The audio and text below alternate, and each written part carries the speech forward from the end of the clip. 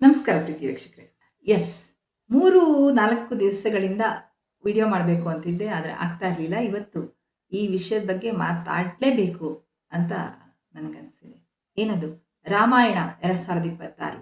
ಇಲ್ಲಿ ಪಾತ್ರ ಆಯ್ಕೆಗಳು, ಇದ್ರ ಬಗ್ಗೆ ನನಗೆ ತುಂಬ ವಿಷಯಗಳನ್ನು ಹೇಳಲಿಕ್ಕಿದೆ. ಅದರ ಶಾರ್ಟ್ ಆ್ಯಂಡ್ ಸ್ವೀಟ್ ಆಗಿ ನನ್ನ ಅಭಿಪ್ರಾಯವನ್ನು ದಾಖಲಿಸೋದಕ್ಕೆ ಇಷ್ಟಪಡ್ತೀನಿ. ನಾನು ಶೀಲಾ ಭಟ್, ಇದು ಕನ್ನಡ ಧ್ವನಿ. ಇಲ್ಲಿ ನಾನು ಪ್ರಶ್ನೆಗಳನ್ನು ಕೇಳೋದಿಲ್ಲ, ಉತ್ತರಗಳನ್ನು ಹುಡುಕುವ ಯತ್ನ ಕೂಡ ಮಾಡ್ತೀನಿ. ಅದೇ ರೀತಿ ಇಲ್ಲಿ ಬದುಕು, ಸಮಾಜ, ವ್ಯವಸ್ಥೆ, ಜನರ ಮನಸ್ಸು, ಸಿನಿಮಾ ಎಲ್ಲದರ ಬಗ್ಗೆ ಒಂದು ಮಂಥನದ ಪ್ರಯಾಣ ಕೂಡ ನಡೆಯುತ್ತೆ. ರಾಮಾಯಣ ಅನ್ನೋದು ನಮ್ಮ ಭಾರತೀಯ ಮನಸ್ಸಿನ ಒಂದು ರೂಪಕ. ಆ ರಾಮ ಅನ್ನುವ ಪಾತ್ರ ಕೇವಲ ಆದರ್ಶ ಅಲ್ಲ, ಅದು ನಮ್ಮ ಮನಸ್ಸಿನೊಳಗಡೆಯ ಆತ್ಮಸಾಕ್ಷಿ. ಈ ಆತ್ಮಸಾಕ್ಷಿಗೆ ಪ್ರತಿ ನಿಮಿಷ ತಾನು ಉತ್ತಮನಾಗಿರಬೇಕು, ಒಳ್ಳೆಯವನಾಗಿರಬೇಕು, ರಾಮನಾಗಿರಬೇಕು ಅನ್ನುವ ಆಸೆ ಇರುತ್ತೆ. ಆದರೆ ಬದುಕು ಹೇಗೆ ಗೊತ್ತಾ? ಅದು ಹೀಗೆ ಅಂತ ಇರೋದಿಲ್ಲ.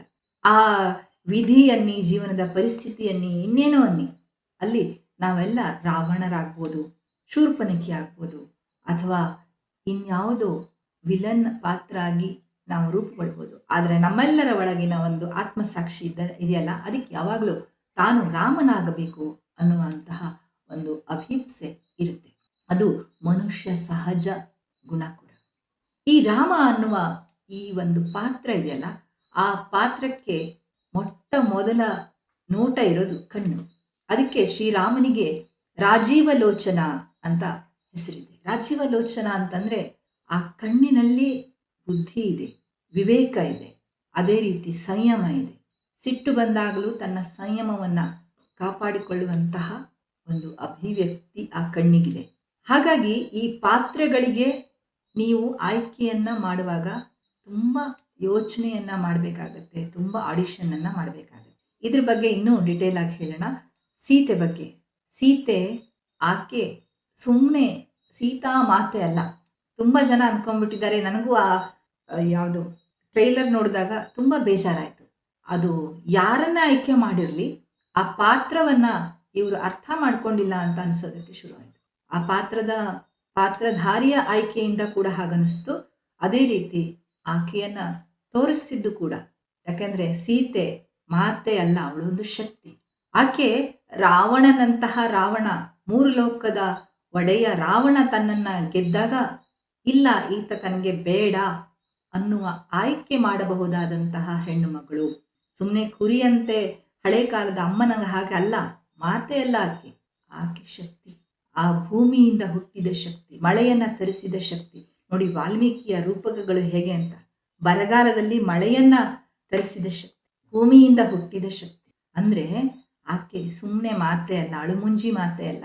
ಅಂದರೆ ಆಕೆಗೆ ವಿವೇಕ ಇತ್ತು, ಜ್ಞಾನ ಇತ್ತು. ಜನಕನಂದಿನಿ. ಅಬ್ಬಾ, ಈ ಜಗತ್ತಲ್ಲಿ ರಾಜ ಯಾರಾದರೂ ಇದ್ದರೆ ಮಿಥಿಲೆಯ ಜನಕ ಅಂತ ಹೆಸರು ತೆಗೆದುಕೊಂಡಂತಹ ರಾಜನ ಮಗಳು.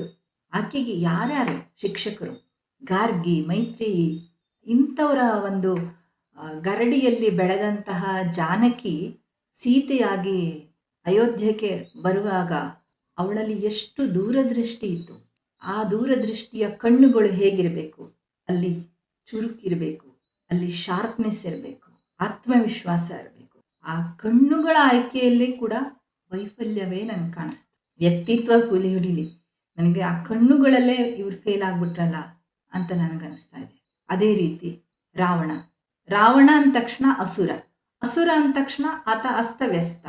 ಈ ರೀತಿಯ ಸ್ಟೀರಿಯೋಟೈಪ್ ಮನಸ್ಸಿಂದ ನಮ್ಮ ದೇಶದ ಈ ನಿರ್ದೇಶಕರು ಯಾವಾಗ ಹೊರಗೆ ಬರ್ತಾರೆ ನನಗೂ ಗೊತ್ತಾಗ್ತಾ ಇಲ್ಲ. ಯಾರಲ್ಲೇ ಇರಲಿ, ರಾವಣ ಅಥವಾ ಅಸುರ ಅಂದ ತಕ್ಷಣ ಆತನಿಗೊಂದು ಗಡ್ಡ, ಆತನಿಗೊಂದು ಕಪ್ಪು ವಸ್ತ್ರ. ಆ ಲೆಕ್ಕದಲ್ಲಿ ದುರ್ಯೋಧನನ್ನೇ ತುಂಬ ಚೆನ್ನಾಗಿ ಡಿಫೈನ್ ಮಾಡ್ತಾರೆ. ಕೆಂಪು ವರ್ಣ, ಎಸ್, ಅದು ಆ ವ್ಯಕ್ತಿ ಸೂಟ್ ಆಗುತ್ತೆ. ಕಪ್ಪು ಅನ್ನೋದಕ್ಕಿಂತನೂ ಕೆಂಪು ಅನ್ನೋದು ಸೂಟ್ ಆಗುತ್ತೆ. ಸೊ ಈ ರೀತಿ ಬಣ್ಣಗಳು ಕೂಡ ಪಾತ್ರಗಳ ಆಯ್ಕೆ, ವಸ್ತ್ರ ವಿನ್ಯಾಸದಲ್ಲಿ ಮಾತನಾಡ್ತವೆ. ಇದನ್ನೆಲ್ಲ ಯಾಕೆ ಸೂಕ್ಷ್ಮವಾಗಿ ಗಮನಿಸೋದಿಲ್ಲ? ಅದಕ್ಕೆ ಇರ್ಬೋದು ಲಾರಾ ದತ್ತಾ ಸೀರೆ ಇವಾಗ ತುಂಬ, ಅಂದರೆ ಕೈ ಪಾತ್ರದ ಸೀರೆ ಕೂಡ ಈಗ ತುಂಬ ಚರ್ಚೆಗೆ ಬಂದಿದೆ. ಅದು ಬಿಡಿ, ನನಗೆ ಅಷ್ಟು ನೀನು ಬುದ್ಧಿ ಇಲ್ಲ ಅಂತ ಅಂದ್ಕೊಬೋದು. ಸ್ಟಿಲ್ ನನಗನ್ನಿಸಿದ್ದನ್ನು ನಾನು ಹೇಳ್ತೀನಿ. ಈ ಅಭಿಪ್ರಾಯದಲ್ಲಿ ಪಾತ್ರಗಳನ್ನು ಆಯ್ಕೆ ಮಾಡುವಾಗ ನಮ್ಮ ದೇಶದಲ್ಲಿ ಇವತ್ತಿಗೂ ಒಂದು ಸಮಸ್ಯೆ ಏನು ಅಂದರೆ, ಪಾತ್ರಗಳನ್ನು ಮೊದಲಿಟ್ಕೊಂಡು ಇಲ್ಲಿ ಸ್ಕ್ರಿಪ್ಟ್ ಬರೆಯೋದಕ್ಕೆ ಶುರು ಮಾಡ್ತಾರೆ. ಅಂದರೆ ಪಾತ್ರಧಾರಿಯನ್ನ, ಉದಾಹರಣೆಗೆ ಯಾರೋ ಒಬ್ರನ್ನ ಹೀರೋ ಮಾಡಬೇಕು ಅಂತ ಅಂದ್ಕೊಂಡಿದ್ದಾರೆ, ಅವ್ರನ್ನ ಕಣ್ಣಲ್ಲಿಟ್ಕೊಂಡು ಇಲ್ಲಿ ಸ್ಕ್ರಿಪ್ಟ್ ಬರೀತಾ ಹೋಗ್ತಾರೆ.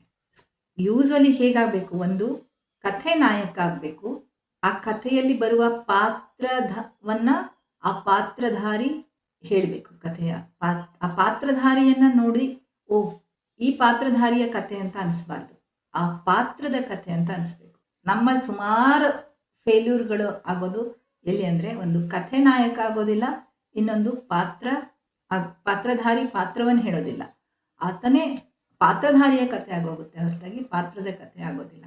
ಈ ಒಂದು ವೈಫಲ್ಯ ಅಥವಾ ಈ ಒಂದು ಏನಂತಾರೆ ಲೂಪ್ ಹೋಲ್ ನನಗೆ ಈ ರಾಮಾಯಣದ 2026ರಲ್ಲಿ ದೊಡ್ಡದಾಗಿ ಕಾಣಿಸ್ತಾ ಇದೆ. ಇವನ್ನು ಯಶ್ ಕರೆಕ್ಟಾಗಿ ಕ್ಯಾರೆಕ್ಟರ್ನ ಸೂಟ್ ಮಾಡಿದ್ದಾರೆ ಅಂತ ಅನಿಸ್ತು ನನಗೆ. ರಾವಣನ ಪಾತ್ರಕ್ಕೆ ದ ಸೇಮ್ ಆತ್ಮವಿಶ್ವಾಸ, ಅಹಂಕಾರ, ಅಥವಾ ಒಂದು ತನ್ನ ಸೌಂದರ್ಯದ ಬಗ್ಗೆ ಇರುವಂತಹ ವಿಶೇಷ ನಾರ್ಸಿಸಿಸಂ, ಸ್ವರತಿ, ಇದೆಲ್ಲ ಆ ಒಂದು ಪಾತ್ರಕ್ಕೆ ಏನಿದೆ ಅದು ಪಾತ್ರಧಾರಿಗೂ ಇದೆ. That's a wonderful thing. ಆದರೆ ಅದನ್ನು ನಿರೂಪಿಸುವಾಗ ಆ ಗಡ್ಡ ಇರ್ಬೋದು, ಅದೆಲ್ಲ ನೋಡಿದಾಗ ಮತ್ತೆ KGF ಯಶ್ನ ಇಲ್ಲಿ ರಾವಣ ಮಾಡಿದಾಗ ಕಾಣಿಸ್ತಾ ಇದೆ. ರಾವಣ ಸುಂದರ ರಾವಣ, ಆತನನ್ನ ಹೊಂದುವುದಕ್ಕೆ ಸ್ತ್ರೀಯರು ಆ ಲೆವೆಲ್ಗೆ ಇಷ್ಟಪಡುವಂತಹ ವ್ಯಕ್ತಿತ್ವ. ಅದೇ ಆತನ ಅಹಂಕಾರಕ್ಕೆ ಕಾರಣ ಆಗಿ ಕಂಡ ಹೆಣ್ಣುಗಳನ್ನು ತನ್ನ ವಶಕ್ಕೆ ತೆಗೆದುಕೊಳ್ಳೋದು ಹೋಗಿ ಶಾಪಗ್ರಸ್ತನಾಗಿ ಈ ಥರ ಕತೆ ಮುಂದುವರಿತಾ ಹೋಗುತ್ತೆ. ಸೀತೆಯನ್ನ ಅಶೋಕವನದಲ್ಲಿಟ್ಟರು ಯಾಕೆ ಸೀತೆ ಮುಟ್ಟೋದಿಲ್ಲ ಅಂತಂದರೆ ಆತನಿಗೆ ಒಂದು ಶಾಪ ಇರುತ್ತೆ. ಆ ಲೆಕ್ಕದಲ್ಲಿ ರಾವಣ ಮಹಾನ್ ಅಂತ ಆಗೋದಿಲ್ಲ. ಸೊ ಇದೆಲ್ಲ ಲೂಪ್ ಹೋಲ್ಸ್ಗಳನ್ನು ಹೇಗೆ ಹೇಳಿದ್ದಾರೆ ಕಥೆಯಲ್ಲಿ ಅನ್ನುವ ಕುತೂಹಲ ಇದೆ. ಅದೇ ವೇಳೆಗೆ ಇದರಲ್ಲಿ ನನಗೆ ಈ ಲಿಮಿಟೇಷನ್ನಿಂದ ಹೊರಗೆ ಬಂದು ನಾನು ಈ ಚಿತ್ರವನ್ನು ನೋಡಬಲ್ಲೆನಾ ಅನ್ನುವ ಒಂದು ಭಯ ಕೂಡ ಇದೆ. ಯಾಕಂದರೆ ರಾಮನ್ ನೋಡಿದಾಗ ನಂಗೆ ರಾಮ ಅಂತ ಅನಿಸ್ತಾ ಇಲ್ಲ, ರಣಬೀರ್ ಕಪೂರ್ನೇ ನೋಡ್ದಂಗೆ ಅನಿಸ್ತಾ ಇದೆ. ರಾಮನ ಕಣ್ಣುಗಳ ತೇಜಸ್ಸೇ ಇಲ್ಲ, ಆ ಸಂಯಮನೂ ಇಲ್ಲ, ಆ ಒಂದು ಗಾಂಭೀರ್ಯನೂ ಇಲ್ಲ, ಆ ಒಂದು ಚುರುಕು, ಆ ಕಣ್ಣೇ ಕಣ್ರಿ, ಆ ಮುಖ ಭಾವನೆಯಲ್ಲೂ ಅಷ್ಟೇ. ಆ ಮುಖ ಕಿರೀಟ ಇಟ್ಟಾಗ ಸ್ವಲ್ಪ ನೋಡ್ಬೋದು ಅನಿಸುತ್ತೆ ರಣಬೀರ್ ಕಪೂರ್, ಬಟ್ ಸ್ಟಿಲ್ ಆ ಮುಖದ ಗ್ಯಾಪಲ್ಲಿ ಇರ್ಬೋದು, ಎಲ್ಲೋ ಒಂದು ಇದರಲ್ಲಿ ತುಂಬ ಲ್ಯಾಗ್ ಅಂತ ಅನಿಸುತ್ತೆ ಈ ರಾಮ ಪಾತ್ರಧಾರಿ. ಅದೇ ಥರ ಸೀತೆ, ಸಾಯಿ ಪಲ್ಲವಿ, ಆ ಸ್ನಿಗ್ಧ ಸೌಂದರ್ಯ ಸೀತಾ ಮಾತೆಗೆ ಸೂಟ್ ಆಗುತ್ತಾ ಇದೆ, ಇಲ್ಲ ಅಂತಿಲ್ಲ. ಆದರೆ ಸೀತೆ ಮಾತೆ ಮಾತ್ರ ಅಲ್ಲ, ಮಾತೆ ಅಲ್ಲವೇ ಅಲ್ಲ, ಆಕೆ ಶಕ್ತಿ. ರಾಮನನ್ನ ಅತಿಯಾಗಿ ಪ್ರೀತಿಸಿದ್ರೂ ಕೂಡ ತನ್ನ ಅಸ್ತಿತ್ವವನ್ನು, ತನ್ನ ಅಭಿಪ್ರಾಯವನ್ನು ನಿರ್ಲಕ್ಷಿಸಿದ ಪತಿ ಅವನಿಗೆ ಹೇಗೆ ಇರಲಿ, ಶ್ರೀರಾಮಚಂದ್ರನೇ ಆಗಿರಲಿ, ಆತನನ್ನು ತಿರಸ್ಕರಿಸಿ ಭೂಮಿಗೆ ಇಳಿಯುವಂತಹ, ತನ್ನೊಳ ಮೇಲೆ ತನಗೆ ಅತ್ಯಂತ ನಂಬಿಕೆ ಇರುವ, ತನ್ನನ್ನು ತಾನು ಆಯ್ಕೆ ಮಾಡಿಕೊಳ್ಳಬಹುದಾದ ಸೀತೆಯ ಕಣ್ಣುಗಳು ಕೂಡ ಹೇಗಿರಬೇಕು ಹಾಗಿಲ್ಲ. ಅದನ್ನು ಮೀರಿ ನನಗೆ ಸಾಯಿ ಪಲ್ಲವಿಯ ಕಥೆಯನ್ನು ನೋಡೋದಕ್ಕೆ ಸಾಧ್ಯವೇ, ಈ ಪ್ರಶ್ನೆ ಇದೆ. ಅದೇ ಥರ ಯಶ್ ಒಳ್ಳೆ ಪಾತ್ರಧಾರಿಯನ್ನು ಆಯ್ಕೆ ಮಾಡಿ ಆ ಪಾತ್ರಧಾರಿಯ ಪಾತ್ರವನ್ನು ಪ್ರೆಸೆಂಟ್ ಮಾಡೋದ್ರಲ್ಲಿ ತಪ್ಪಾಗೋಯ್ತಲ್ಲ ಅಂತ ಅನಿಸ್ತಾ ಇದೆ. ನಿಮಗೇನು ಅನಿಸುತ್ತೆ? ಸಿನಿಮಾ ನೋಡಿಬಿಟ್ಟು ಹೇಳಿ, ನಿಮ್ಮ ಅಭಿಪ್ರಾಯ ಏನು ಹೇಳಿ. ಸಿಗ್ತೀನಿ ಮುಂದಿನ ಸಂಚಿಕೆಯಲ್ಲಿ. ಇನ್ನೂ ತುಂಬ ವಿಷಯ ಇದೆ, ಆದರೆ ಇಷ್ಟೇ ನನಗೆ ಇವತ್ತು ಹೇಳೋದಕ್ಕೆ ಮನಸ್ಸಾಗ್ತಾ ಇದೆ. ಸಿಗ್ತೀನಿ ಮುಂದಿನ ಸಂಚಿಕೆಯಲ್ಲಿ.